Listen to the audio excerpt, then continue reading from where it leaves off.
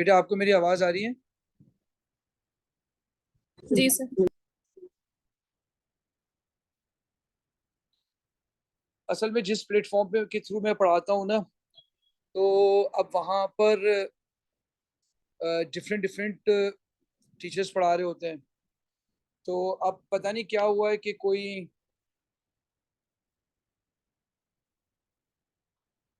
अ, दूसरे टीचर ने ज्वाइन कर लिया होगा। अच्छा जी, रिकॉर्डिंग हो रही है, सही है बेटा?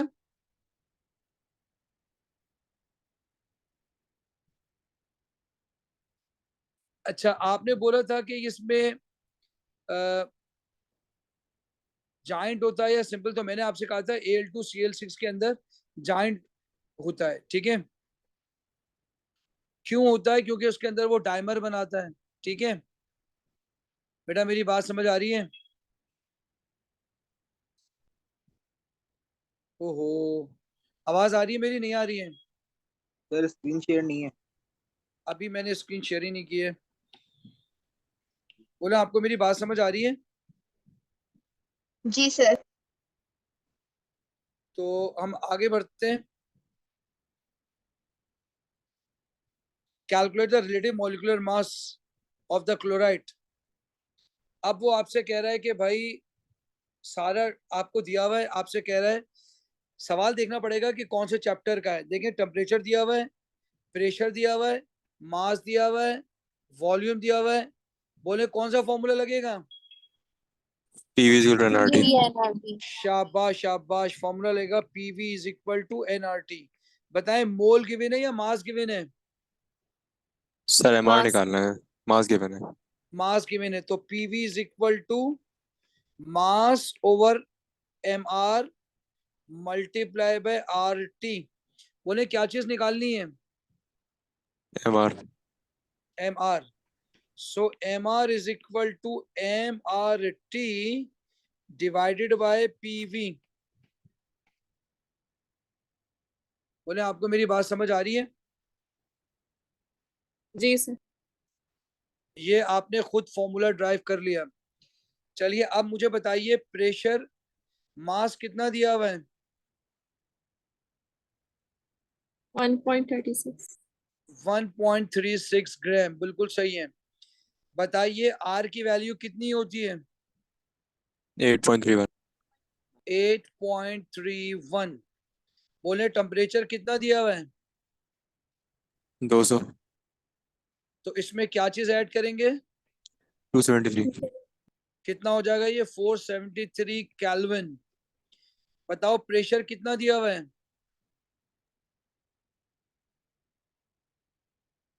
बोलो प्रेशर कितना दिया 100। हुआ है? 100। 100 किलो पास्कल। तो मल्टीप्लाई बाय 10 की पावर 3 करेंगे और पास्कल में निकालेंगे। भाई किलो पास्कल में नहीं होता है, पास्कल में काम होता है। बोलो वॉल्यूम कितना करेंगे? वॉल्यूम एक्सपोनेंट कितना है? -6। 200।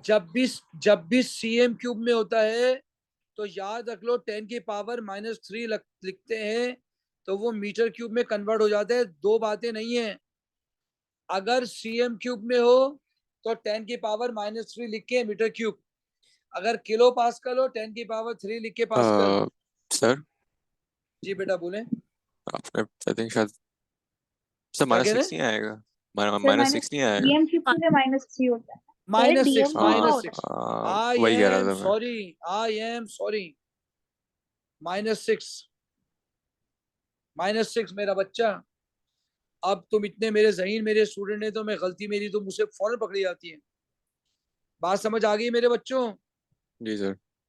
अब आ जाओ नेक्स्ट स्टेप में, फॉर्मूला लिख लो। M R is equal to 1.36 multiply by 8.31 multiply by 473 divided by 100 into 10⁻³ multiply by 200 into 10⁻⁻6।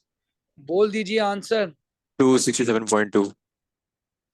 267.2। क्या सिग्निफिकेंट फिगर लिखा हुआ है? उसने उसने वहाँ 3 दिए थे, मतलब 267 तीन तक दिया दिया हुआ है हुआ है। उसने।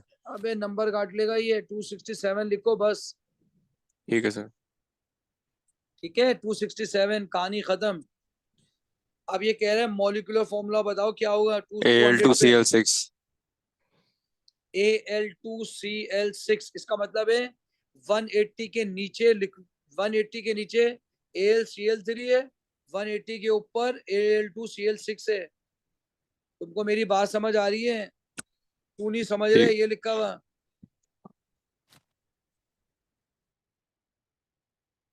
तुम्हें मेरी बात समझ आ रही है? 200 पे इसका फॉर्मूला पूछ रहा है, बोलो AlCl3 का MR कितना होता है? इसका आधा होगा ना सर, अगर वो टाइम फ्लू कर रहा है फिर। चेक तो करो। 183 133 133.5 होगा सर। 133.5 133.5। तो बताओ Al2Cl6 को 2 से मल्टीप्लाई करो तो ऐसे 133.5 मल्टीप्लाई बाय 2 267.5। 267। सॉरी 130 ठीक है, तो इसका मतलब ये हुआ, ये हो जाएगा Al2Cl6। बोलो बात समझ आ रही है? जी सर। पहला क्वेश्चन खत्म। आयला जल्दी से बताइए 2 नंबर के लिए। आप सोचिए एग्जाम में लिख रही हैं डेफिनेशन, बताइए इंथैल्पी चेंज ऑफ फॉर्मेशन क्या होता है?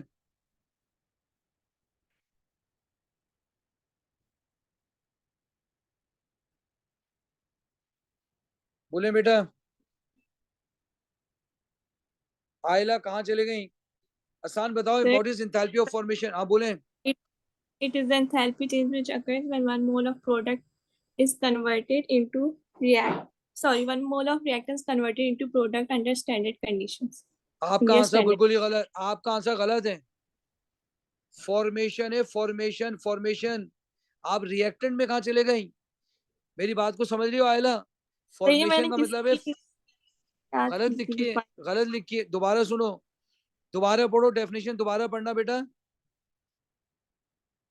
So the enthalpy change which occurs when 1 mole of product is formed from its constituent element. हाँ, when 1 mole of product is formed, when 1 mole of a when 1 mole of a compound is formed। बात समझ आ रही है? ये 1 number हो गया। From its element, ये दूसरा नंबर हो गया। क्या इसमें नहीं स्टैंडर्ड स्टेट नहीं लिखेंगे, सवाल में स्टैंडर्ड एंथैल्पी का पूछा ही नहीं है। तो आपने कहा था ना स्टैंडर्ड कंडीशन नहीं लिखो लेकिन स्टैंडर्ड स्टेट्स लिखो। हाँ हाँ, रिएक्ट अंडर, बिल्कुल सही, बिल्कुल सही। स्टैंडर्ड स्टेट लिख लो भाई, स्टैंडर्ड स्टेट लिख लो। मैं समझा, आप बोलिए स्टैंडर्ड कंडीशन। तो भाई आयला बात समझ आ रही है? जी सर, मैं सही कर। ठीक है बेटा, देखो ये लिख लो, enthalpy change when 1 mole of a compound, when 1 mole of a compound is formed। दूसरा number, from its constituent element, constituent element।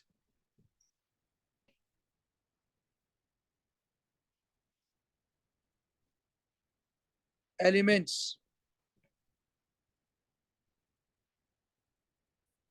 both are in their standard state,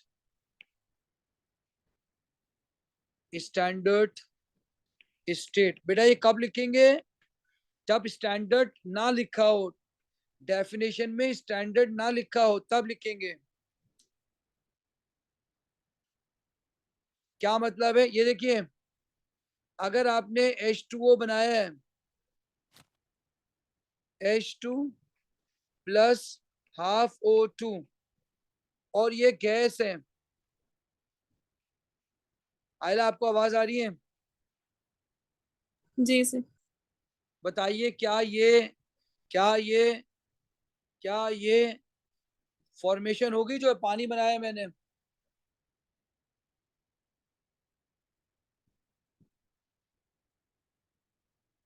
बोले। जी सर। क्या ये इंथैल्पी चेंज होगी? बोले। जी सर 1 मोल बन रहा है इससे। नहीं बेटा, स्टैंडर्ड सेट नहीं है, पानी लिक्विड होता है, गैस नहीं होता। आइला, जी मेरी जी बात सर। समझ रही हो? इसलिए लास्ट में both are in their standard state लिखना जरूरी है।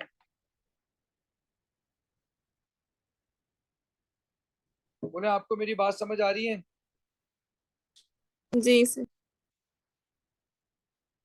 चले आगे बढ़ते हैं। चलो मेरा बच्चा आगे बढ़ते हैं। हसन, आपको आवाज आ रही है हसन? जी सर। बेटा अगला कह रहा है give the equation for the reaction for which the enthalpy change corresponds to the standard enthalpy change of formation of liquid sulphur dioxide. Sulphur trioxide liquid बनाना है। बताओ कौन से दो एलिमेंट लोगे? सल्फर सॉलिड और ऑक्सीजन गैस।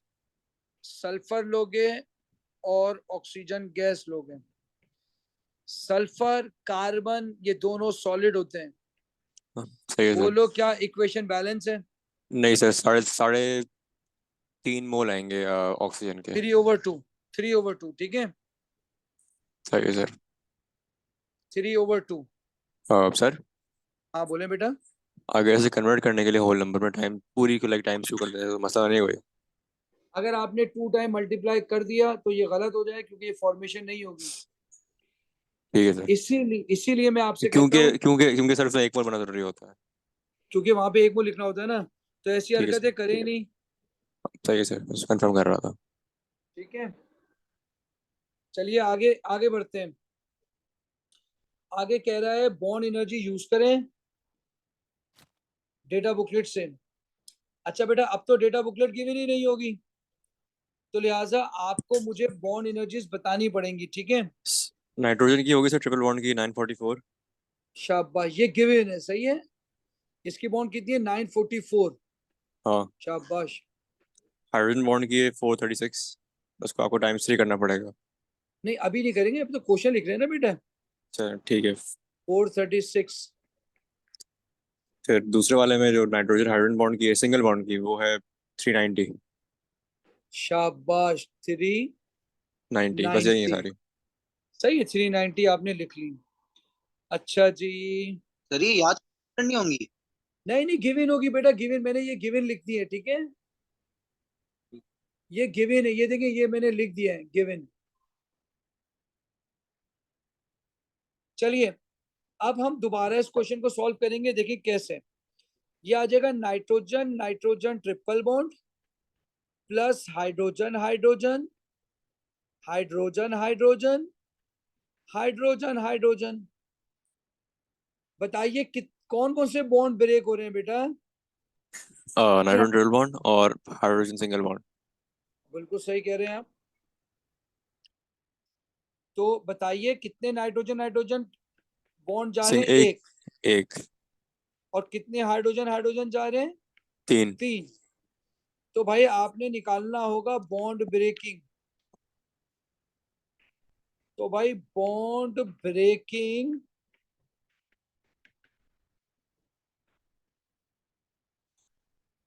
तो bond breaking आपने नाइट्रोजन नाइट्रोजन बताया 944, हाइड्रोजन हाइड्रोजन बताया आपने 436। बोले बेटा कितना आएगा? 2252। 52। 2252 किलो जूल पर मोल। चलिए जी, अब आप करेंगे बॉन्ड फॉर्मिंग। तो भाई अमोनिया फॉर्म हो रहा है, 2 अमोनिया बन रहे हैं मल्टीप्लाई बेटे। करा। बताइए कितने नाइट्रोजन हाइड्रोजन बॉन्ड होंगे? 6। 6 6। 6 होंगे ना? 6 नाइट्रोजन हाइड्रोजन बॉन्ड होंगे ना बेटे? देखो ये देखो, इधर देखो, 1 2 3 4 5 6। शहरोज आपको मेरी आवाज आ रही है बेटे?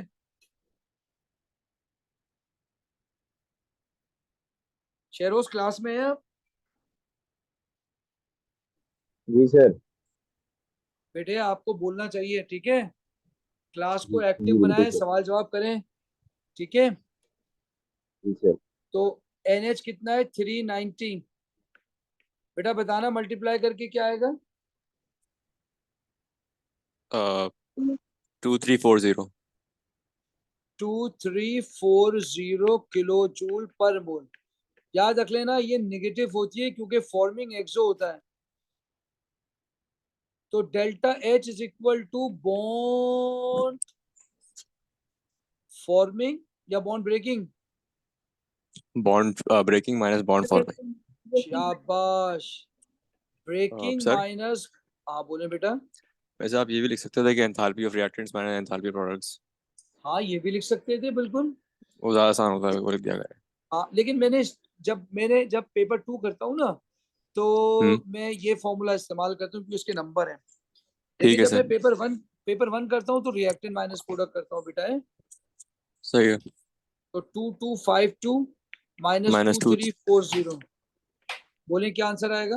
-88। -88 किलो जूल पर मोल। -88। बताइए, मैंने आपको हैबर प्रोसेस की कंडीशन भी लिखाई हुई है। मैंने कहा था आपके कोर्स में सिर्फ इसके कंडीशन है, बाकी कुछ भी नहीं है। 450 इक्विलिब्रियम का टेम्परेचर, सवाल है। 200 एटमॉस्फेयर और आयरन कैटलिस्ट। टेम्परेचर आपने बताया 450 डिग्री सेंटीग्रेड। हाँ। प्रेशर बताया आपने 200 एटमॉस्फेयर। और कैटलिस्ट है आयरन और आयरन कंपाउंड, आयरन ऑक्साइड भी ले सकते हैं। चलिए अब अगला है explain the choice of temperature and compromising pressure होता है। For the Haber process. High rate और हाई यील्ड मेंटेन कर लेता है। अच्छा अब बताओ इसके नंबर कितने हैं? 4 है। एक मिनट, हाँ सिर्फ एक मिनट। देखो तो 4 पॉइंट आएंगे। 4 पॉइंट आएंगे, ठीक है? मेरी बात गौर से सुनना। बताओ हाई टेम्परेचर या लो टेम्परेचर? लो सर, क्योंकि यील्ड मेंटेन करने के लिए। क्या एग्जो कॉम्प्रोमाइज होता है ये? करते हैं ना। कॉम्प्रोमाइजिंग टेम्परेचर लिखेंगे। वेरी गुड, मेरी बात सुनना गौर से, सवाल को समझना, जल्दबाजी नहीं करो। ये कह रहे हैं explain the choice of temperature, फिर बताओ चॉइस ऑफ प्रेशर। दोनों बताने पड़ेंगे। तुम बोलोगे अगर मैं हाई टेम्परेचर करूंगा तो रेट बड़ा फास्ट होगा। लेकिन यील्ड करी जाएगी। हाँ, और उसका डिसएडवांटेज ये है कि यील्ड कम हो जाएगी। अगर आप गिराएंगे टेम्परेचर तो यील्ड बढ़ जाएगी, लेकिन लेकिन रेट कम हो जाएगी। अगर आप लो टेम्परेचर रखेंगे तो रेट स्लो हो सर जाएगा। यील्ड क्या? यील्ड का मतलब होता है कितना प्रोडक्ट बनेगा, अमोनिया ज्यादा बनेगा कम बनेगा। हमने कल के पेपर में डिस्कस किया था ये बात। खुदा का वास्ता है एक कंटिन्यूटी में क्लासेस लो। मैंने कहा टेम्परेचर की चॉइस लिखेंगे, लिखेंगे compromising, compromising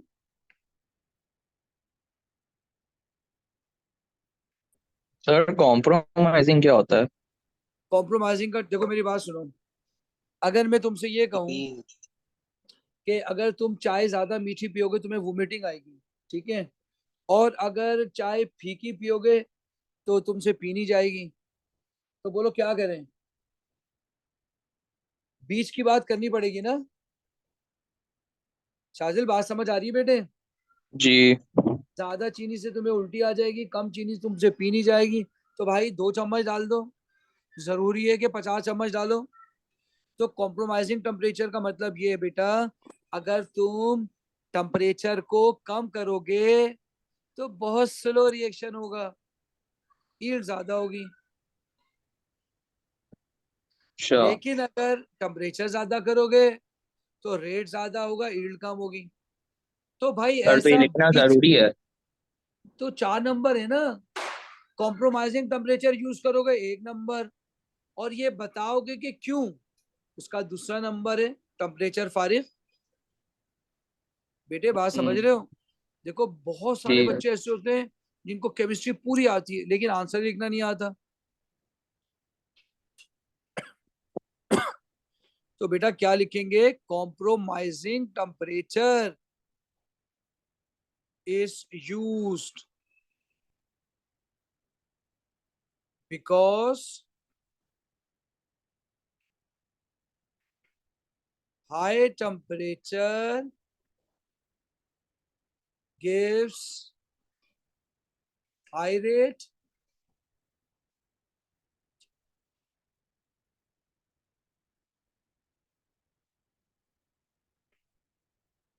high temperature gives high rate, low temperature give sir high yield। हाँ बोलो बेटा। जैसे अगर हम ये लिखें कि लाइक जो इसको हमने इसलिए कंसिडर किया है कॉम्प्रोमाइज टेम्परेचर क्योंकि हाई रेट और यील्ड मेंटेन कर लेता है, तो ये सही होगा गलत होगा? अगर आपने रेट और यील्ड का जिक्र किया, हाँ आपने कॉम्प्रोमाइजिंग टेम्परेचर का जिक्र किया, तो हाँ नंबर आपके हैं, 2 नंबर आपके हैं। ठीक है। नहीं सर 3 नंबर होंगे ना, उसने उसने 3 बातें लिखी हुई हैं एमएस के अंदर, एक नहीं इसकी नहीं नहीं टेम्परेचर। नहीं नहीं नहीं नहीं नहीं नहीं, 2 बातें लिखी है आपने, कॉम्प्रोमाइजिंग टेम्परेचर हाँ और टेम्परेचर, यील्ड और रेट, 2 बातें। अच्छा, तीन इसलिए ना बातें लिखी। जो आप कह रहे हैं ना 2 बातें, इसने उनको 2 अलग अलग कंसिडर किया हुआ है, इसलिए मैं यार पूछ रहा मार्किंग था। टीम को लानत भेजो यार, अभी मुझे पूरा, मेरी बात को समझो।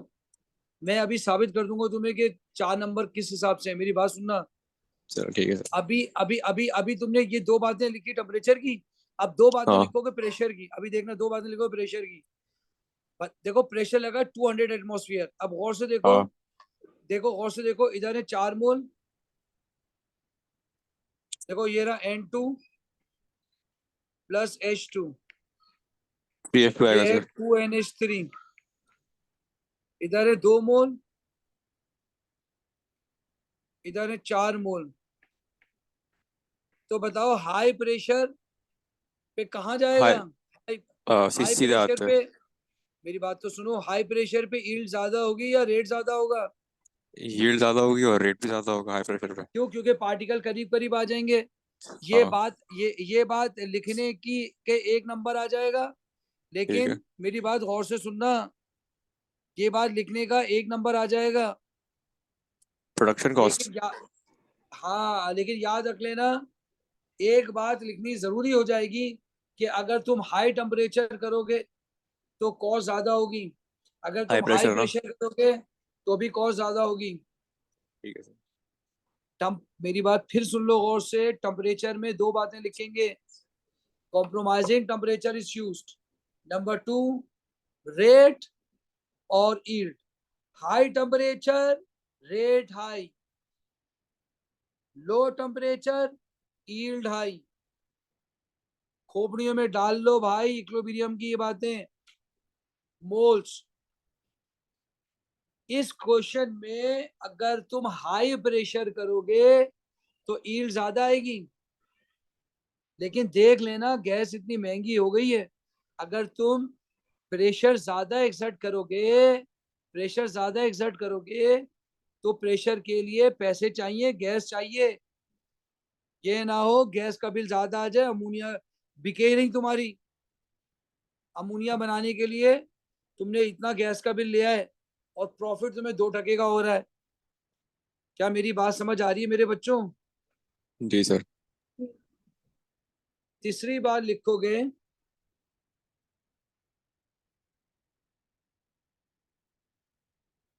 High pressure. जब तुम हाई प्रेशर करोगे यील्ड इंक्रीजेस, रेट भी बढ़ जाएगी सर फिर। Yield increases, rate of reaction also increases, particle come closer, collision increases।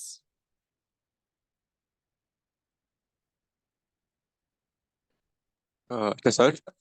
अगला पॉइंट लिखो, 1 मिनट रुक जाना, एक अगला पॉइंट लिखोगे, for high pressure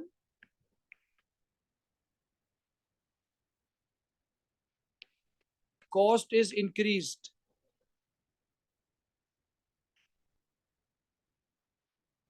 Cost is increased.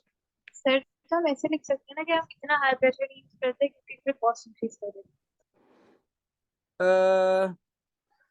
देखिए हाई ऐसी प्रेशर बात हाई प्रेशर के लिए तो आप मतलब हाई प्रेशर तो इसी सूरत में हो सकता है ना कि आप compressor high pressure compressor use करें।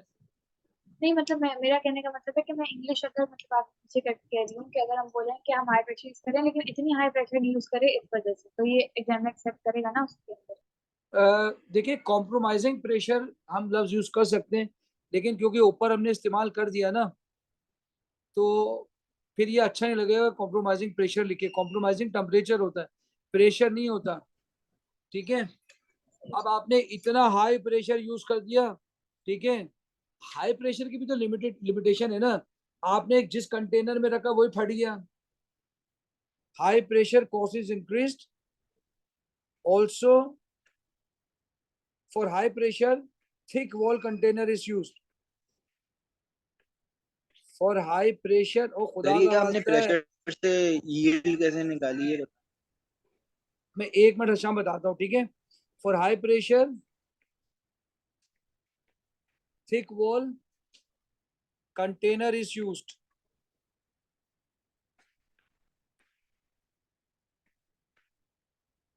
For high pressure thick wall container is used. दोबारा पूछना शाम, क्या पूछ रहे थे? शाम आप क्या पूछ रहे थे? पूछिएगा क्या पूछ रहे थे?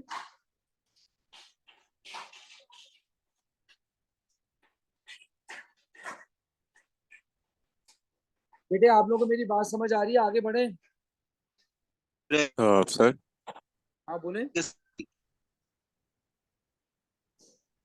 क्या कह रहे बोले? अगर अगर हम ये लिखते हैं कि temperature and pressure chosen for this reaction are limited by cost, तो सही है? देखिए मेरी बात सुने, अपने आप को ना इतना कंफ्यूज ना करें कि एग्जाम के दिन आपको ना इतनी परेशानी हो जाए। मैंने खाली पूछ आपको रहा हूँ बोला, मैं। देखिए देखिए मेरी बात सुने, आप इससे भी अच्छा आंसर है, लेकिन आपके कोर्स के अंदर वो लफ्ज है नहीं। इससे भी अच्छा आंसर है, ठीक है, लेकिन सर आपके। हाँ बोले। सर इससे एडवांस क्वेश्चन तो नहीं आएगा ना हेबर प्रोसेस का? अरे यार तुम मेरे साथ 2002 से स्टार्ट किया हुआ है मैंने। अगर जो बच्चे मेरे साथ पढ़ रहे हैं 2002 से मैंने पास पेपर स्टार्ट किए, इससे ज्यादा तो कोई क्वेश्चन आया ही नहीं है, और अमोनिया और सल्फर डाइऑक्साइड ही के आए हुए हैं। तुम इसीलिए तो मैं कह रहा हूँ डेली डेली पास पेपर लेते हो, तुम्हारा डर निकलेगा अंदर कि यार यही क्वेश्चन तो बार बार आ रहे हैं। चलो अगला क्वेश्चन है, चलो अगला क्वेश्चन है। बच्चों मेरी बात समझ आ रही है ये बता दो। जी सर। जी सर। ठीक है, आगे बढ़ते हैं। आपसे कह रहे हैं right an equation for the formation of di ammonium hydrogen phosphate by the reaction of ammonia and phosphoric acid. अभी मेरी बात गौर से सुनना, याद रख लेना मेरी बात। अमोनिया जब भी एसिड के साथ रिएक्शन करता है तो एक ही प्रोडक्ट बनता है, सब ऐड हो जाते हैं सब। अमोनिया HCl के साथ यूज करेगा तो अमोनियम क्लोराइड, ये देखो अमोनिया प्लस HCl, सबको ऐड कर दो NH4Cl। अमोनिया H2SO4 के साथ सबको ऐड कर दो NH4 टेकन ट्वाइस SO4। क्यों? क्योंकि सल्फेट की वैलेंसी 2 है। बोलो मेरी बात समझ आ रही है कि नहीं आ रही है?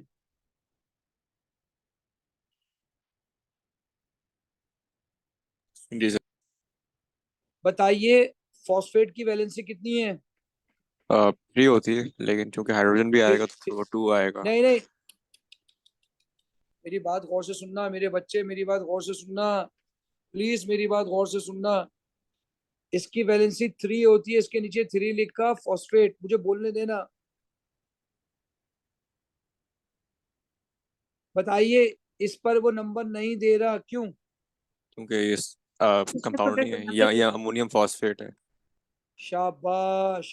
आइए मैं आपको सिखाता हूँ कैसे करेंगे। ये देखें, NH3 प्लस H3PO4, बोलो कितने हाइड्रोजन है बेटा इसके अंदर?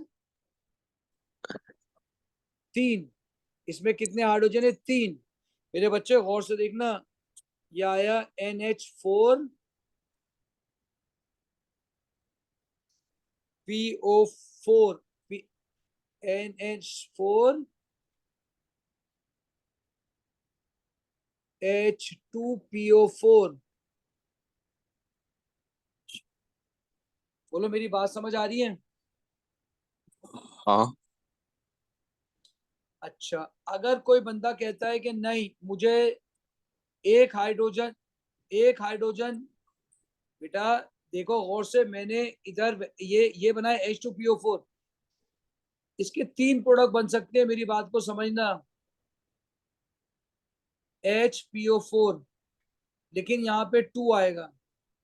तीसरा प्रोडक्ट बन सकता है NH4 टेकन थ्राइस PO4। क्या तुमको मेरी बात समझ आ रही है? जी ऐसा क्यों हुआ? क्योंकि इसके पास 3 हाइड्रोजन है, क्योंकि इसके पास 3 हाइड्रोजन है। देखो बेटा, सर। यहाँ 2 आ जाएगा, नहीं यहाँ 1 आ जाएगा, यहाँ 2 आ जाएगा, यहाँ 3 आ जाएगा। खुदा के लिए इसको अच्छी तरह समझ लो बेटा। हाँ अब पूछो, क्या पूछ रहे हो? तो उसने डायमोनियम कहा है, तो दूसरा वाला बनाएंगे। बेटा मैं तो अभी सवाल की बात ही नहीं कर रहा, मैं तो आपको भी नॉलेज दे रहा हूँ कि अमोनिया का हाइड्रोजन फॉस्फेट के साथ रिएक्शन कैसा होता है। यही सल्फ्यूरिक एसिड के साथ होगा। देखिए आइए, मैं आपको सल्फ्यूरिक एसिड के साथ भी कराता हूँ। मेरा बेटा आज फॉस्फेट आ रहा है, कल सल्फ्यूरिक आ जाएगा, तो क्या करोगे? ये देखो, अमोनिया प्लस H2SO4, ये बनेगा अमोनियम HSO4। तुम लोगों को बात समझ आ रही है? जी। फिर बस उसका दूसरा एक हम चार्ज लोग, कम होता जाता है ना, एच ऐड करते। हाँ हाँ, और क्या। अब देखो ये रहा H2SO4, अब क्या होगा? NH4 तो बनेगा, लेकिन ये 2 आ जाएगा, क्योंकि 2 हाइड्रोजन है ना। बोलो मेरे बच्चों, बात समझ आ रही है? जी सर। अब तुम्हें कह रहा है तुमने डाई अमोनियम बनाना है, डाई अमोनियम, यानी यहाँ 2 आना चाहिए। जब यहाँ 2 आएगा तो यहाँ 1 आ जाएगा। इक्वेशन बन गई। जिसको समझ नहीं आ रहा मुझसे पूछ ले बेटा, सर सर एक फिर दफा दोबारा। समझा दें। मैं फिर समझाता हूँ। देखो मेरी बात सुनो, बोलो इसके अंदर कितने हाइड्रोजन है? बोलो H2SO4 में कितने हाइड्रोजन है बेटे? तो इसे कहते हैं डायप्रोटिक। प्रैक्टिकल में भी तुम्हारे मॉक में आया था डायप्रोटिक, मॉक में नहीं आया था, मिड में आया था शायद। बोलो इसमें कितने हाइड्रोजन है बेटे? 3। 3। इसे कहते हैं ट्राइप्रोटिक। जितने हाइड्रोजन उतनी इक्वेशन, जितने हाइड्रोजन इतनी इक्वेशन। बोलो HCl में कितने हाइड्रोजन? 1 तो उसकी कितनी इक्वेशन बनेगी? 1 1। बताओ H2SO4 में कितने हाइड्रोजन? 2 कितनी इक्वेशन बनेगी बेटे? 2 2। बताओ H3PO4 में कितने हाइड्रोजन? 3। 3। 3 इक्वेशन बनेंगी, और 3 ही बनी है। बात समझ आ रही है? पहले हिस्से में जी क्या करोगे? पहले हिस्से में लिखोगे एक NH4 एक HSO4, फिर दूसरे में 2, पहले में 1, दूसरे में 2, तीसरे में 3। हाइड्रोजन कम करते जाओगे। यहाँ 3 से 2, 2 से 1, 1 से 0। बात समझ आ रही है? जी क्या अभी इक्वेशन बना लोगे? जी सर। इसके अलावा कोर्स में कोई भी एसिड नहीं है, इन्हीं को याद कर लो दोनों को। बताइए बेटा, what is Bronsted Lowry theory? जो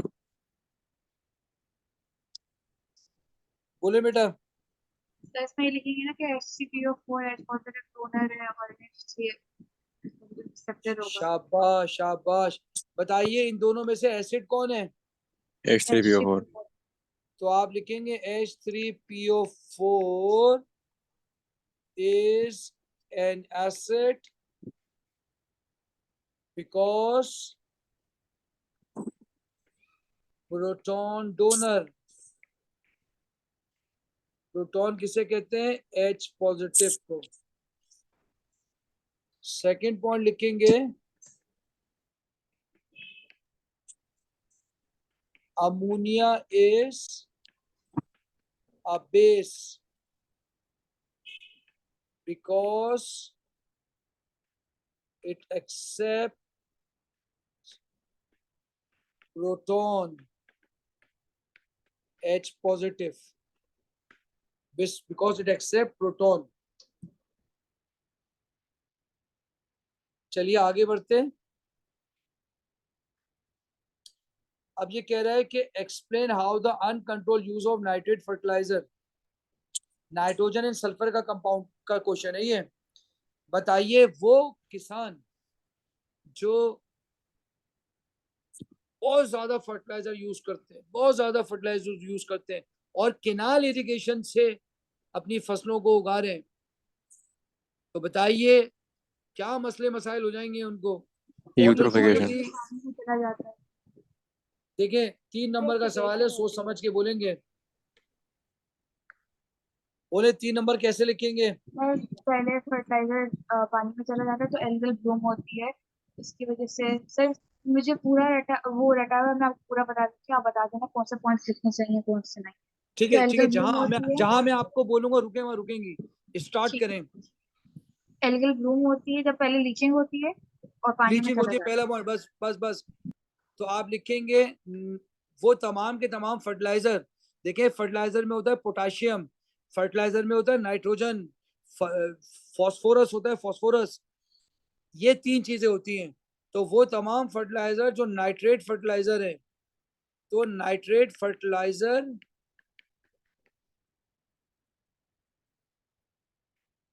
लीचेस इनटू रिवर। आपका यही पॉइंट था ना बेटा? है। जी सर। बेटा लीच की स्पेलिंग देखो मैंने सही लिखी है ना? लीच बायो पढ़ा सर के बैठा हूँ, यही ए है नहीं ना? आना चाहिए, LEA। मैं यही पूछ रहा हूँ, ए आएगा ना? लीच के तो नहीं मैंने सर, वो ए नहीं आएगा, वो ए जानवर होता है।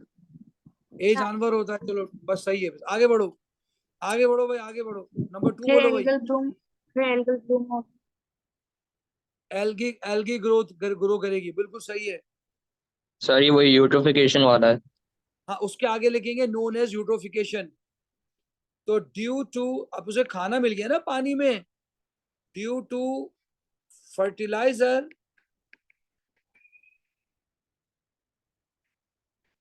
Algae will grow known as, क्या कहलाता है? देखते रहना, स्पेलिंग से लिख रहा हूँ, यूट्रोफिकेशन। ठीक है सर। ठीक है जी, वेरी गुड। अगला कहानी बताइए।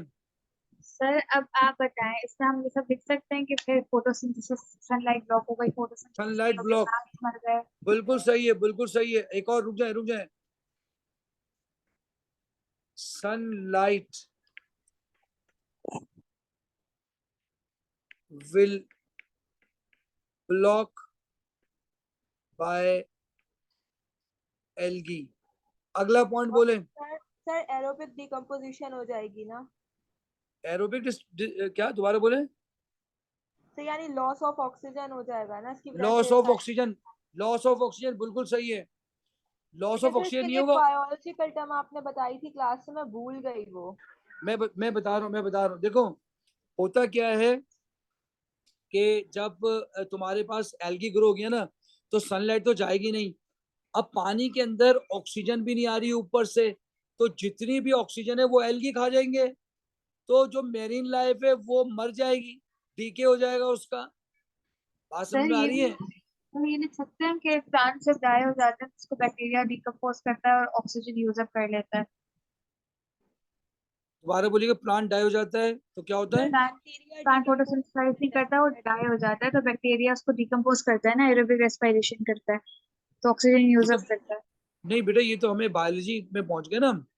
तो देखिए सवाल में वाटर क्वालिटी कह रहा है ना, ये severe reduction in water quality, तो हम ये कह सकते हैं कि बस ऑक्सीजन डिप्लीशन के बारे में लिखा। हाँ, oxygen deficiency, oxygen deficiency cause, लेकिन उसने तो क्वालिटी ऑफ रिवर का है ना, डेथ ऑफ, डेथ ऑफ क्या होगी, death of aquatic organisms. Marine organism. तो डीके की वजह से क्वालिटी ऑफ वाटर डिक्रीजेस, ठीक है, डीके डिक्रीजेस क्वालिटी। चलिए अगला है, ये कह रहा है कि explain the problem associated with the release of oxide of nitrogen in the atmosphere. Equation भी बताएं। देखिए क्या इसने कार इंजन का बोला है, चेक नहीं करें। सर। ये देखें, रिलीज कहाँ पे है सर? देखिए ये रहा बैक्टीरिया, ठीक है,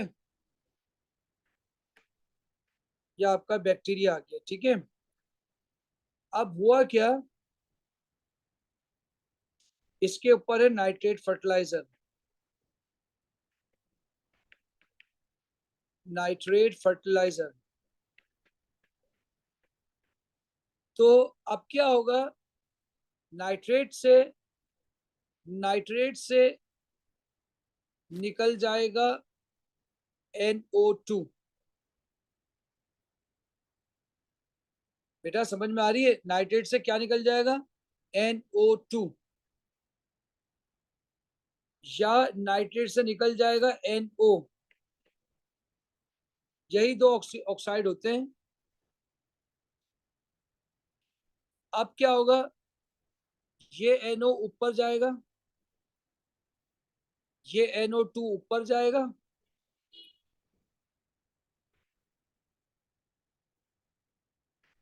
बेटा यहां होते हैं क्लाउड,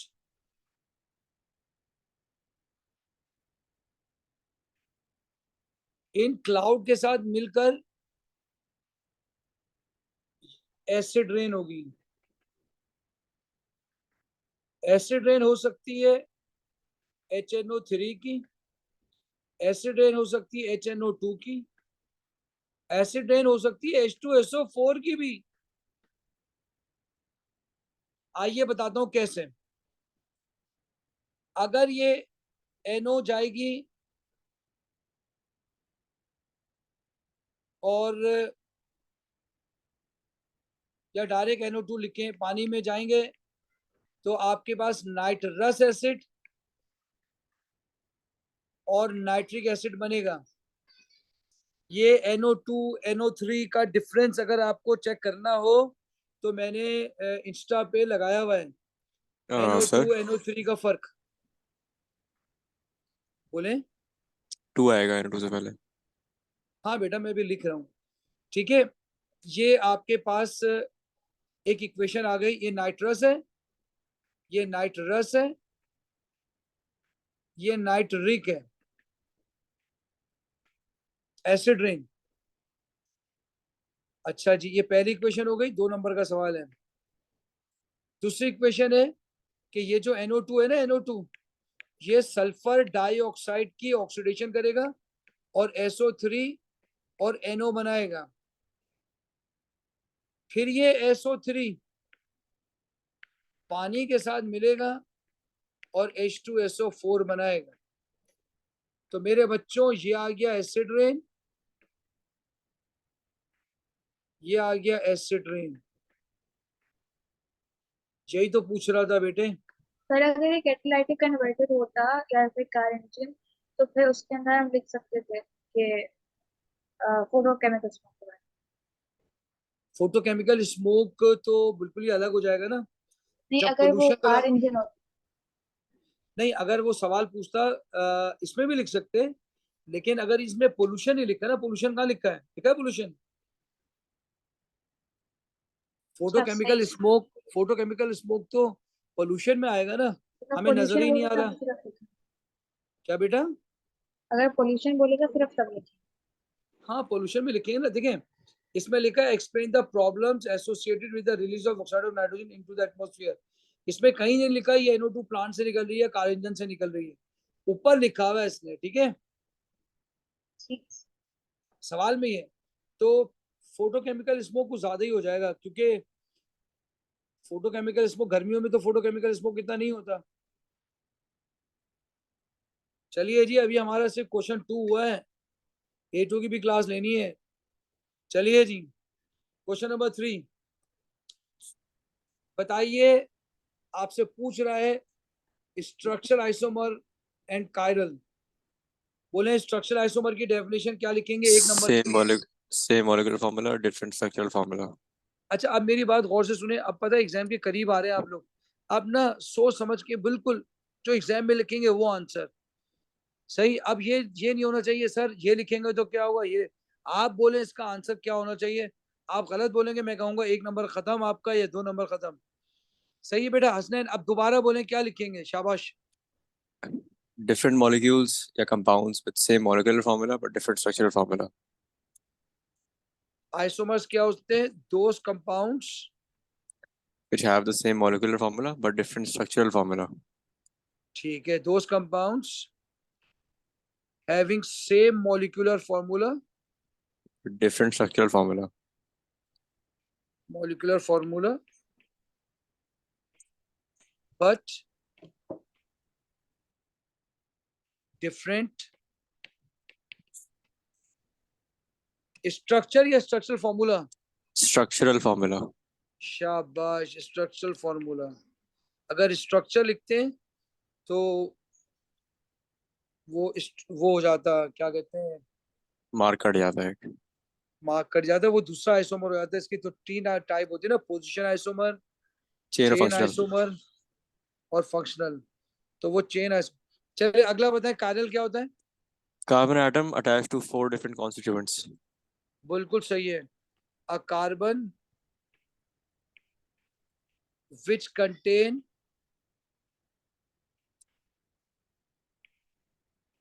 4 different constituents। इसके साथ जरूर लिखने जो चीजें मैं लिखने जा रहा हूं। Non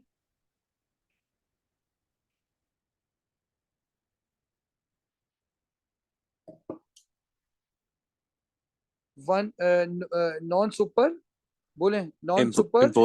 Impossible mirror images. हाँ ठीक है, बोले, मैं सुन रहा हूँ यार, आपसे नहीं कह रहा, ठीक है। Non, Non-superimposable. आपसे नहीं कह रहा था, Superimposable. सॉरी यार।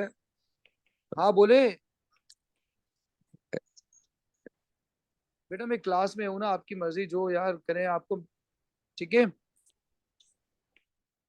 अल्लाह हाफिज। अच्छा जी, क्या लिखेंगे? Non super impossible Mirror images. Images. ये एक्स्ट्रा है, मिरर इमेजेस। Sir, हाँ बेटा बोले। इसके आगे ये लिख सकते हैं कि ये enantiomer होता है। ये कुछ ज्यादा ही हो जाएगा, ये भी नहीं लिखना चाहिए था, non super impossible mirror images. चलो सही ठीक है। सर।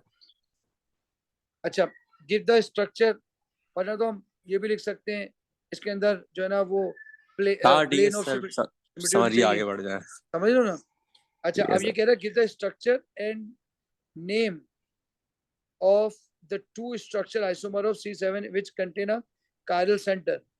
अब तुमने C7 का give the structure structure, formula देना है। नहीं स्ट्रक्चर कह रहे स्ट्रक्चर, ठीक है। मैं तो डाउटफुल हूँ, स्ट्रक्चर टू स्ट्रक्चरल फॉर्मूला मैं तो दोनों लिखूंगा, ठीक है सर। ठीक है। पहले मैं बनाऊंगा अपने पास 1 2 3 4 5 6 7, ये तो हेप्टेन हो गया, तो आइसोमर नहीं होगा। मैं यहां लगा देता हूँ एक कार्बन, सही है। क्या बन गया ये 2 मिथाइल हेक्सेन, 1 2 3 4 5 6, 2 नहीं मिथाइल होगा। हेक्सेन, यही है ना बेटा? हाँ है तो ये कोई कंडीशन तो नहीं और लिखी है? इसमें कायरल का है? लिखी हुई कायरल नहीं है सर इसके अंदर, इसमें लिखी हुआ है कायरल इसमें। कहाँ है, इसमें कायरल कहाँ है? तो भाई तो ये सर गलत हो गया। अब आप इसको यहाँ लगा दें, अब हो जाएगा सर। अब ये कायरल हो जाएगा, तो 3 मिथाइल हेक्सेन। हेक्सेन। सर दूसरा कौन सा होगा सर? अभी बनाते हैं CH3 CH2 CH3 CH CH3 CH2 CH2 CH3। देखिए ये अलग ग्रुप है, ये अलग ग्रुप है, ये अलग ग्रुप है, ये अलग ग्रुप है, तो बिल्कुल सही है, कायरल ही है। अगर ये स्ट्रक्चरल कह रहा है तो इसको ऐसे बनाएंगे CH3 CH2 CH, ब्रैकेट में CH3, फिर CH2 CH2 CH3, ये आपका एक कंपाउंड बन गया पूरा। अब आ जाइए इसका दूसरा आइसोमर बनाएंगे। अब एक ऑप्शन ये है कि 6 कार्बन ना हो 5 कार्बन बनाएं, ठीक है, 5 कार्बन का भी बना सकते हैं। ऐसा भी हो सकता है कि एक ही जगह पे दो दो लगा दें, 1 2 1 2 3 4 5। अब आप एक तरफ सर CH3 लगा दें, ये एक 4 मिनट बनाया रुक आपने, जाइए। 5 तो नहीं है। क्या चीज? ये 4 बनाया आपने, 5। 5 ही तो है। 5 ही तो है, ठीक है। अब देखें, अब इसमें जो है ना आपके पास 2 कार्बन आ रहे हैं, एक ये एक नहीं, ये तो नहीं है, ये नहीं है, एक ही कार्बन आ रहा है, वो ये 2 3 di methyl hexane, pentane sorry, 2 3 di methyl pentane.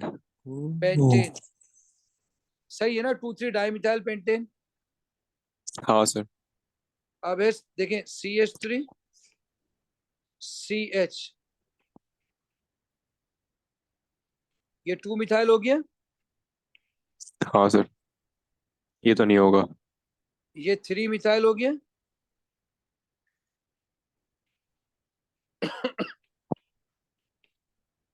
अब देखें ये अलग, ये अलग, ये अलग, ये बिल्कुल अलग, बोले 4 अलग अलग आ गए। इसका तरीका ये होगा, देखें CH3 CH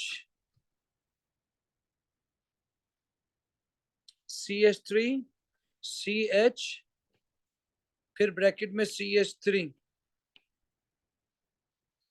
फिर CH, फिर ब्रैकेट में CH3, फिर CH2 CH3। बोलो मेरा बच्चा, बात समझ आ रही है? जी सर। सर ये जो दूसरा वाला फॉर्मूला बनाया है डिस्प्लेड है ये? नहीं, डिस्प्लेड में अलीजे ये होता है, डिस्प्लेड में हम एक एक बॉन्ड दिखाते हैं ना, एक एक बॉन्ड दिखाते हैं। इसमें तो हमने इसका बॉन्ड दिखाया ही नहीं ना। तो सही एक्सेप्टेबल होगा, मतलब इसमें बेटा हमने बेटा स्ट्रक्चर और डिस्प्ले मिला दिया है। देखो देखो, इसने लिखा है स्ट्रक्चर। तो अब मैं डाउट था कि स्ट्रक्चरल फॉर्मूला पूछ रहा है या स्ट्रक्चर, तो मैंने स्ट्रक्चर भी बना दिया बेटा, स्ट्रक्चरल फॉर्मूला भी बना दिया। ये क्या जी है? ठीक है। स्ट्रक्चर है, स्ट्रक्चर। तुम ये देखो मैं किस किस तरह के क्वेश्चन निकालता हूँ, ठीक है ना। स्ट्रक्चरल फॉर्मूला, और ये आता है ये स्ट्रक्चर। चलो बेटा आगे बढ़ते हैं।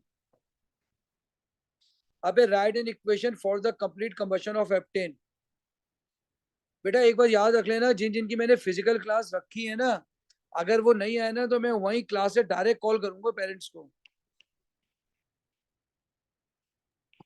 ये याद रख लेना। बाकी सबकी ऑनलाइन क्लासेस भी हो रही है, फिजिकल भी। जिनकी फिजिकल कहा है वो फिजिकल हर सूरत में आएंगे।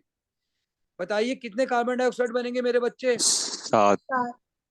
7 कार्बन डाइऑक्साइड बनेंगे। बोलो कितने हाइड्रोजन है इधर? इस साइड पे सर 16।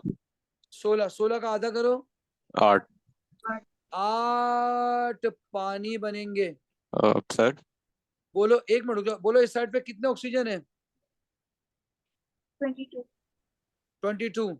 तो 22 का आधा करो। 11। 11 बनेंगे। अब पूछो बेटा क्वेश्चन। जो आपने इसका लिखवाया था फॉर्मूला ऑक्सीजन के लिए 3n+1/2 और n+1 उसके लिए हाँ क्या हाँ, कहते हैं उसको यूज नहीं कर सकते? नहीं बेटा वो तो जनरल फॉर्मूला है ना, जनरल तो पूछा ही नहीं है इसमें। नहीं, मैं कह रहा हूँ उसमें उसके तो थ्रू अगर करें इसको। उसके थ्रू करेंगे तो बहुत देर लगेगी, ये आसान तरीका है बेटा। चलो ठीक है, मैंने ऐसे उससे किया था। नहीं मेरी बात सुनो, अब पता है क्या, अब उस जो भी करना चाहो कर लो, लेकिन आंसर यही होना चाहिए। ठीक है सर। तो मेरी बात समझ रहे हो? जो करना चाहो कर लो, हाँ लेकिन आंसर यही होना चाहिए, ठीक है। ठीक है, ठीक है, आंसर ये आ रहा है इसमें मेरा। ठीक है, वेरी गुड, शाबाश। बताओ इनकम्प्लीट कंबशन में कह रहा है कार्बन। सॉलिड पोल्यूटेंट, तो क्या बनाऊं? कार्बन। सॉलिड का मतलब कार्बन, क्या कार्बन मोनोऑक्साइड बनाऊं? नहीं नहीं सर, गैस वाला नहीं बोला ना। नहीं मैं बोल रहा। तो बोलो कितने कार्बन बनेंगे, कितने कार्बन है इधर? 7। तो भाई 7 कार्बन बनेंगे। बताइए कितने हाइड्रोजन है इधर? ये 8 बनेंगे सर, 16 है तो। तो इधर 8 पानी बन जाएंगे। बोले राइट साइड पे कितनी ऑक्सीजन है? 2 नहीं नहीं नहीं नहीं नहीं, 8 राइट 8 साइड। 8 8 8। 8 है उसका 8 आधा, का 4 8 का आधा करो। 4। 4। चलो मेरा बच्चा बताओ, ये भी हो गया। बताओ अनबर्न हाइड्रोकार्बन का दूसरा नाम क्या होता है? वो POC VOC। VOC का क्या मतलब है? भूल गए sir. Volatile organic compound. Volatile organic compound. बताइए इससे क्या होता है? Global warming. Photochemical smoke pan बनता है। अगर कोई बच्चा कैंसर लिख के आएगा कार्सिनोजेनिक, उसको नंबर मिलेंगे? नो नहीं सर, वो सीओ करता है। क्योंकि क्योंकि उसने इन्वायरमेंटल कॉन्सिक्वेंसेस पूछा है। और वो करता भी मोनोऑक्साइड है, कार्बन नहीं करता। तो याद रखिएगा, VOC फोग बनाता है, स्मोक। मैंने आपको फोग बनाता है, fog, smoke. It forms fog. Smoke नाम रखा था, smoke. Global warming. Sir ozone depletion नहीं हो सकती? नहीं बेटा, ओजोन डिप्लीशन क्यों होगी? वो सीएफसी ओजोन करता ओजोन डिप्लीशन सिर्फ और ओके सिर्फ ओके फ्री रेडिकल से होती है। हाँ हाँ सर समझ आ गया, वो प्रोपोगेशन में होता है। आपको बात समझ आ रही है? पर अगर स्मोक की जगह फोटोकेमिकल पूरा लिखें तो गलत है क्या? मुझे दोबारा कहिएगा, क्या कह रही है? अगर मैं स्मोक के पीछे फोटोकेमिकल लगाऊं तो गलत होगा क्या? फोटोकेमिकल स्मोक लिखना चाह रहे हैं। जी वो पूछने अगर वो लगा तो सही एक्सेप्ट। आप फिर डायरेक्ट पेन लिख दें, सही है sir। आप इससे बेहतर ये आप पेन लिख देना। आप लिखे, आप यूं लिख सकते हैं इक्वेशन, याद रखिएगा ये एक्स्ट्रा इंफॉर्मेशन है। NO या NO2। ओ मेरे बच्चों गौर से सुनना, NO और NO2 VOC के साथ मिलके एक कंपाउंड बनाता है जिसे कहते हैं PAN, पेन। पेन क्या होता है? पर ऑक्सी एसिटाइल नाइट्रेट। पर ऑक्सी, देखना मार्किंग स्कीम में लिखा हुआ ही है, एसिटाइल लिखा हुआ है सर, लिखा हुआ है। पर ऑक्सी। तो भाई ये भी लिख सकते हैं आप, और ज्यादा अच्छा यही कि यही लिखें। बोलो मेरी बात समझ आ रही है कि नहीं आ रही है? जी सर। तो इस मैं बिल्कुल फोटोकेमिकल स्मोक ही लिखूंगा। और अगर वो कह रहे हैं वन इन्वायरमेंटल कॉन्सिक्वेंस हम दो लिखेंगे तो पहला वाला पड़ेगा इसे। वो भी लिख सकते हैं, कार्सिनोजेनिक नहीं लिखेंगे, ठीक है? फोटोकेमिकल स्मोक कार्सिनोजेनिक एनवायरनमेंट में नहीं है। स्मोक किसे कहते हैं? बहुत से बच्चों को स्मोक भी नहीं पता होगा, तो बताओ स्मोक क्या होता है? स्मोक और फॉग से मिलके बनता है। स्मोक और फोक से मिलकर बनेगा स्मोक। गाड़ियां नहीं चलती पंजाब के अंदर भाई, छुट्टियां हो जाती हैं। चलो आगे बढ़ते हैं, बहुत लंबा हो गया। बताओ इस मैकेनिज्म का नाम क्या होगा? Free radical substitution. Very good, free radical substitution. Free radical substitution. Describe this mechanism using suitable equations and including the name of each stage in the process. सही है, बताओ पहले स्टेप का नाम क्या होता है? इनिशिएशन। इनिशिएशन। खुदा के लिए ये लिखना, इनिशिएशन प्रोपगेशन, डायरेक्ट इक्वेशन ना छाप देना। बोलो दूसरे स्टेप का नाम क्या होगा? प्रोपगेशन। सर पहले इसकी वो ना लिखे पहले इक्वेशन। अभी लिखते हैं प्रोपगेशन। सर और जो इसमें बोलो डिस्क्राइब लिखा हुआ है तो उसमें वर्ड्स में डिस्क्राइब करना पड़ेगा या सिर्फ सिर्फ इक्वेशन equation लिख लिखना के मतलब। अभी देखो मैं बिल्कुल सही करता हूँ, बिल्कुल सही इसको बताता हूँ तुम्हें, ठीक है? टर्मिनेशन। देखो वर्ड में ऐसे डिस्क्राइब कर दो, नॉन फ्री रेडिकल,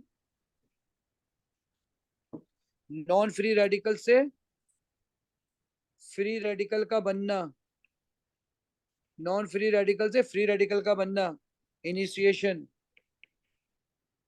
बेटे फ्री रेडिकल से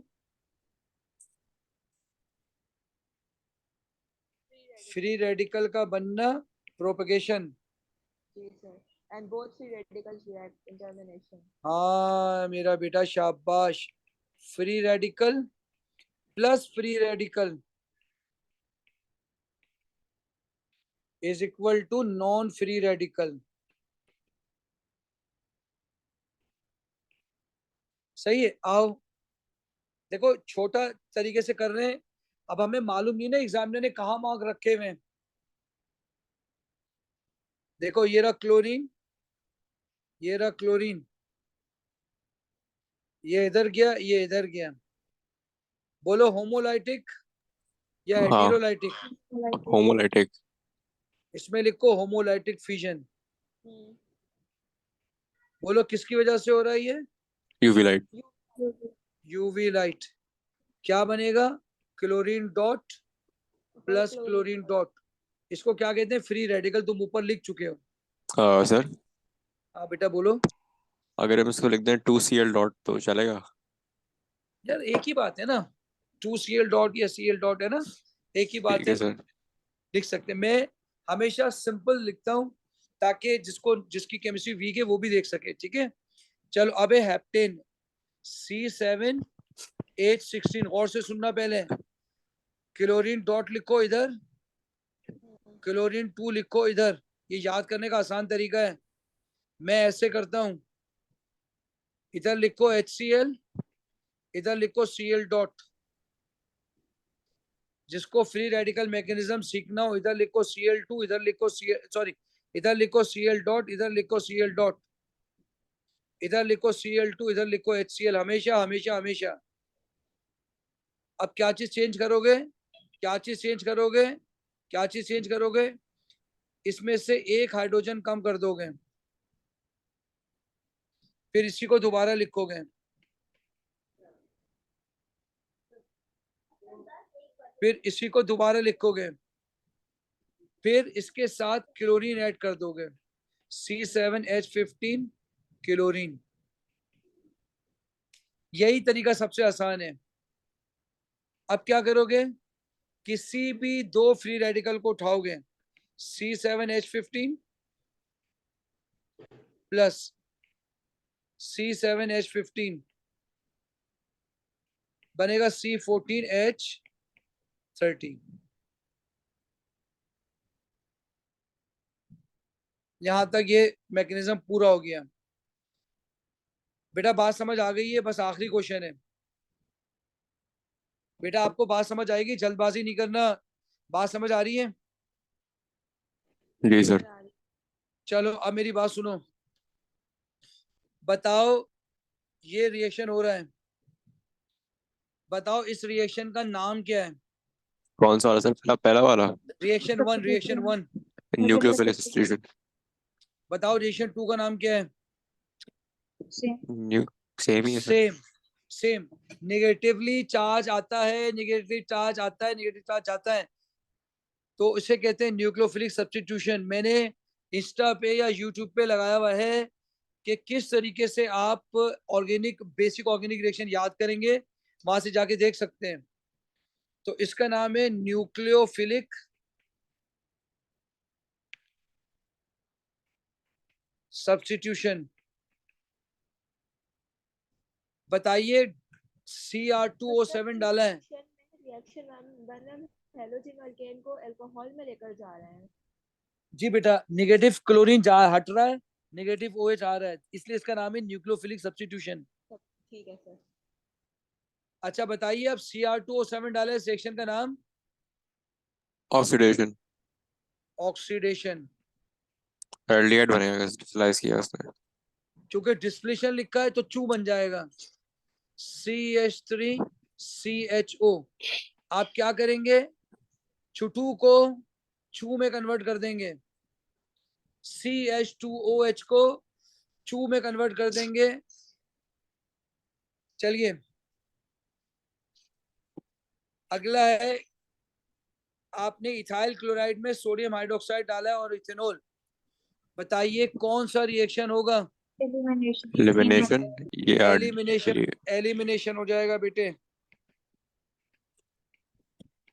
बताइए अगर NaOH और पानी होता तो क्या होता? हाइड्रोलिसिस। हाइड्रोलिसिस हो जाती, बेस हाइड्रोलिसिस या हाइड्रोलिसिस हो जाती। शाबाश। सर अगर पानी में होता तो OH लग जाता तो हम न्यूक्लियोफिलिक सब्स्टिट्यूशन भी तो बोल सकते हैं। बेटा अगर निगेटिव जाके निगेटिव आ रहा है तो न्यूक्लियोफिलिक सब्स्टिट्यूशन करेक्ट आंसर कहा आपने। लेकिन अगर पानी के साथ कर रहे हैं तो हाइड्रोलिसिस भी कह सकते हैं, पानी के साथ आप हाइड्रेशन भी कह सकते हैं। चलिए अब स्टार्ट करते हैं, ठीक है। ये क्या बनेगा, CH2 double bond CH2।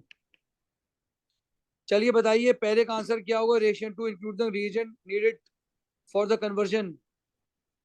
TCl5 डाल देंगे। रिएक्शन 2 पूछ रहा है। हाँ। बेटा मुझे बेस्ट बताइए, बेस्ट बेस्ट बेस्ट। HCl। गलत कह रहे हैं, S क्या दोबारा बोलिए? SOCl2। HCl। SOCl2, शाबाश। क्योंकि उसमें SO2 और HCl दोनों SOCl2 गैसेस हैं।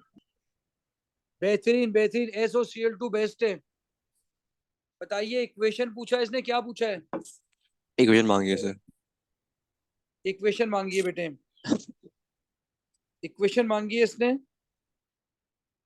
ये CH3 CH2OH plus SOCl2 gives CH3 CH2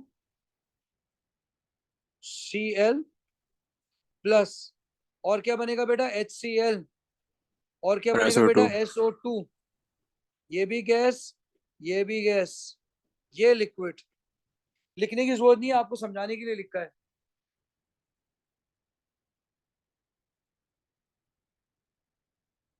बोलो बेटा,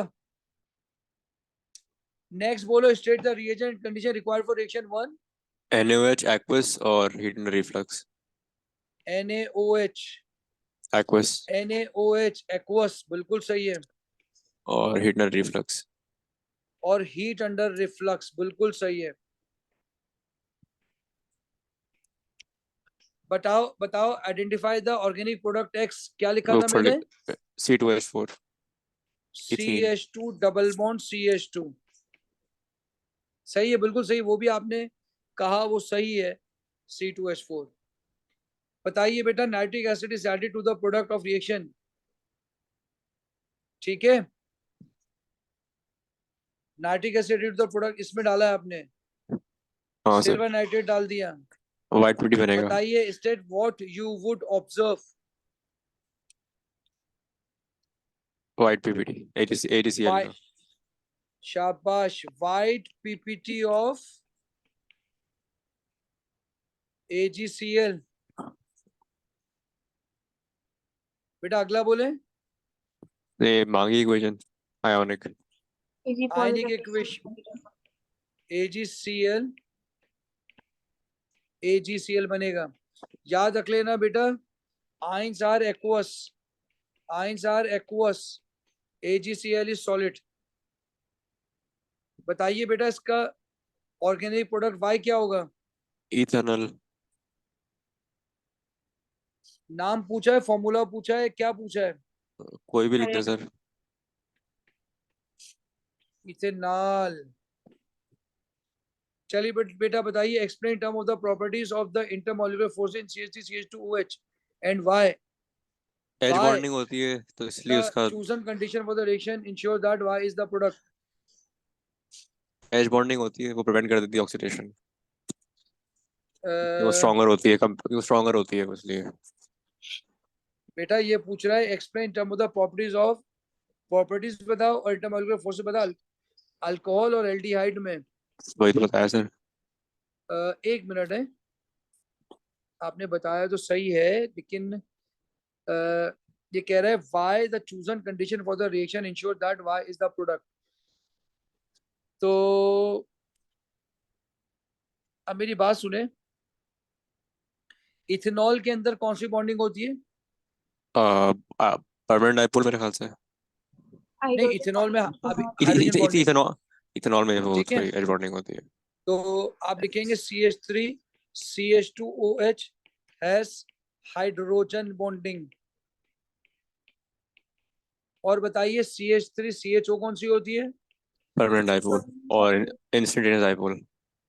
SPDDF, परमानेंट, पूरा लिखेंगे, परमानेंट डाइपोल, डाइपोल फोर्स, हाँ सर। परमानेंट, एक मिनट रुक जाइए, मैं पहले आंसर लिख लूं फिर आपसे पूछता हूँ, ठीक है, परमानेंट नहीं डाइपोल डाइपोल। वही बता रहा हूँ, इसमें इंस्टेंटेनियस भी होती है।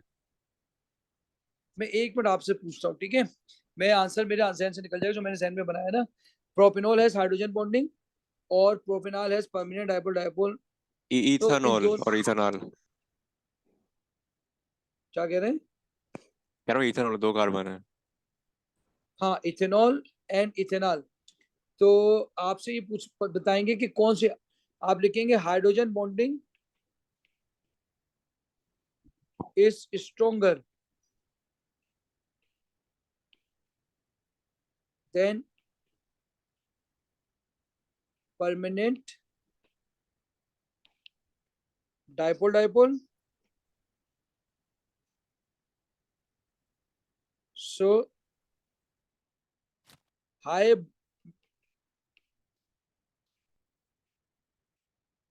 Boiling point, high boiling point, आपको मेरी बात समझ आ रही है,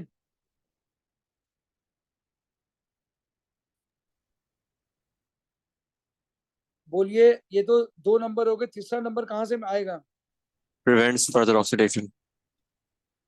कैसे प्रिवेंट कर रहा है फर्दर ऑक्सीडेशन से?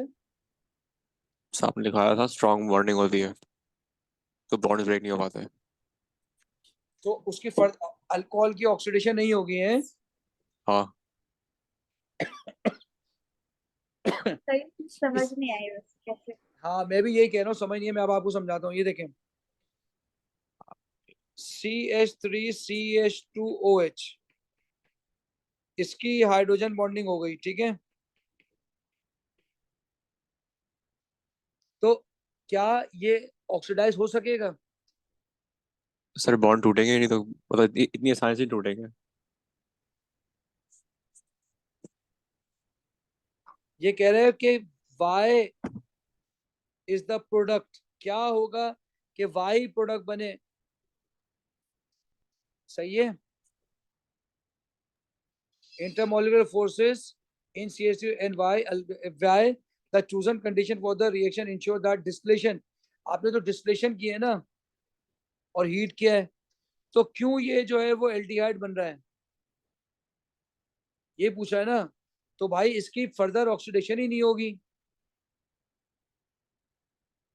इसकी हाइड्रोजन बॉन्डिंग है ना, इस हाइड्रोजन बॉन्डिंग स्ट्रॉन्गर है। जी सर। अच्छा, बात समझ नहीं आ रही है? सर तो अगर प्राइमरी अल्कोहल की ऑक्सीडेशन करते हैं तब वो एल्डिहाइड बनता है ना? नहीं, ऑक्सीडेशन होके तो एल्डिहाइड तो बन रहा है, ऑक्सीडेशन होके बेटा एल्डिहाइड तो बन रहा है। लेकिन देखिए सवाल को समझेंगे तो आप बात समझ सकेंगे। वही कह रहा है कि बताओ कि एल्डिहाइड ही क्यों बन रहा है। मेरी बात समझ में आ रही है?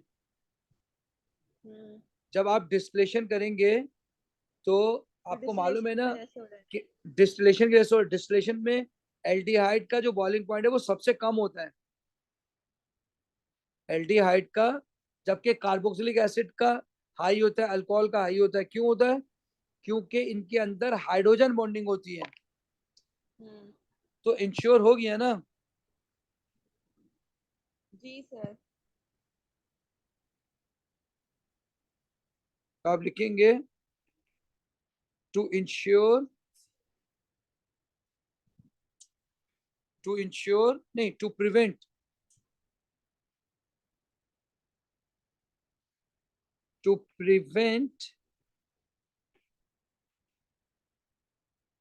further oxidation to carboxylic acid। Sir तो ये हाइड्रोजन बॉन्ड एल्डिहाइड बनने के लिए टूट जाते हैं लेकिन कार्बोक्सिलिक के लिए नहीं। देखिए अल्कोहल के अंदर भी हाइड्रोजन बॉन्डिंग है, सही है, और कार्बोक्सिलिक एसिड के अंदर भी हाइड्रोजन बॉन्डिंग है, ठीक है बेटा। हाइड्रोजन बॉन्डिंग होने की वजह से इनका बॉइलिंग पॉइंट हाई है, ठीक है। ये सही। देर से डिस्टिल्ड ऑफ होंगे ना। सर एल्डिहाइड, मेरी बात खत्म होने दें। एल्डिहाइड के अंदर हाइड्रोजन बॉन्डिंग नहीं है, वो जल्दी डिस्टिल्ड ऑफ हो जाएगा। बात अच्छा, समझ आ रही है? टेम्परेचर चेंज की वजह से की बात हो रही है। हाँ, यानी डिस्टिल्ड ऑफ क्यों हो रहा है ये था। लेकिन अगर आप मार्किंग स्कीम देखेंगे तो आपको बिल्कुल समझ नहीं आएगी। इसलिए मैं आपसे कह रहा हूँ कि आप वो एग्जामिनर के लिए, अगर एल्डिहाइड का बॉइलिंग पॉइंट लो है तभी तो वो डिस्टिल्ड ऑफ फर्स्ट हो रहा है। अब समझ आ गई। तो एल्डिहाइड मैंने ज्यादा ओवर लाइन से नीचे लगे आपको समझाने के। सो एल्डिहाइड डिस्टिल्ड ऑफ फर्स्ट। बेटा सर क्या बोल रहे थे आसान, बोलना बेटा, हाँ बोलो। मैं कह रहा था जो आपने बात स्टार्टिंग में करी कि एज बॉन्डिंग मतलब डायरेक्टली प्रिवेंट नहीं करता ऑक्सीडेशन को, लेकिन चूंकि उसका स्ट्रांग होती है वो, तो उसका जो आउटकम होता है ऑक्सीडेशन उस पर इन्फ्लुएंस होता है। मीनिंग अगर आप बहुत हार्श कंडीशन से करोगे तो एसिड बन जाएगा, अगर आप माइल्ड करोगे तो एल्डिहाइड बन जाएगा। बिल्कुल गलत कह रहे हैं आप, बिल्कुल गलत ठीक कह रहे आता हैं। है। नहीं नहीं, माइल्ड माइल्ड कुछ नहीं है, डिस्टिलेशन की बात हो रही है ना यार। माइल्ड ऑक्सीडेशन की कब बात हो रही है? वो तो कह रहा डिस्टिल्ड ऑफ करा है आपने। तो डिस्टिल ऑफ करें मतलब कंप्लीटली ऑक्सीडाइज नहीं किया ना, अगर कंप्लीटली किया होता तो फिर एसिड बनता। मैंने आपको अभी बोला है कि अगर आप मार्किंग स्कीम देखेंगे ना तो कंफ्यूज हो जाएंगे। आप जरूर मार्किंग स्कीम मार्किंग देखिए। स्कीम नहीं देखी मैंने, बस आपकी नहीं बात मेरी सोच बात कर रहा हूँ। मेरी बात सुने, मैं क्यों कह रहा हूँ। देखें, मार्किंग स्कीम में लिखा होगा कि टू प्रिवेंट फर्दर ऑक्सीडेशन, भाई अगर ठीक। फर्दर ऑक्सीडेशन नहीं हो रही है अल्कोहल की तो वो एल्डिहाइड बन कैसे रहा है? भाई अगर फर्दर ऑक्सीडेशन नहीं हो रहा तो एल्डिहाइड कैसे बन रहा है? वो उस अल्कोहल की नहीं कह रहा फर्दर ऑक्सीडेशन, वो एल्डिहाइड की कह रहा है। वो कह रहा है एल्डिहाइड का बॉइलिंग पॉइंट इतना कम है कि इससे पहले कि उसकी ऑक्सीडेशन हो वो डिस्टिल्ड ऑफ होकर दूसरी साइड पे निकल जाता है। अब मेरी बात समझ आ रही है? ठीक है सर। फर्दर ऑक्सीडेशन टू, मैंने इसलिए लिख दिया मेरा बेटा further oxidation to carboxylic acid, मैंने इसीलिए लिख दिया फर्दर ऑक्सीडेशन टू कार्बो। भाई तुम मुझे एक बात बताओ, अब हम एल्डिहाइड का इंटरव्यू लें। भाई एल्डिहाइड आप ये बताइए आप कार्बोक्सिलिक एसिड क्यों नहीं बने? वो कह रहे मैं बन तो लेता लेकिन इससे पहले कि मैं बनता मुझे उड़ा के दूसरी तरफ लिया है। अब हम कहूंगा भाई ठीक। अब आप क्यों दूसरी तरफ उड़ के आ गए? वो कह रहे मेरे अंदर जो है ना वो हाइड्रोजन बॉन्डिंग ही नहीं थी। अगर मेरे अंदर हाइड्रोजन बॉन्डिंग होती तो मैं ऑक्सीडाइज हो जाता, मैं मेरा बॉइलिंग पॉइंट हाई होता। आप मेरी बात समझ रहे हैं? मार्किंग स्कीम में लिखा है टू प्रिवेंट फर्दर ऑक्सीडेशन। किसका further oxidation? Aldehyde to carboxylic acid, alcohol to carbo, aldehyde नहीं है। ओहो अली से बात समझ आ रही है? आसान बात समझ आ रही है बेटे? जी सर। बात समझ आ गई है बेटे? देखो एक बात याद रख लेना, हर ईयर में जो कंफ्यूजन हो रही है मुझसे पूछो, क्योंकि देखो ये मार्किंग स्कीम ना एग्जामिनर के लिए, बच्चों के लिए नहीं है बेटा। ठीक है, चलो शाबाश, मजा आया। कोई क्वेश्चन पूछना है मुझे अटेंडेंस लेने दो, पेरेंट्स को मैसेज करना है। आपको कुछ समझ आई ये बात?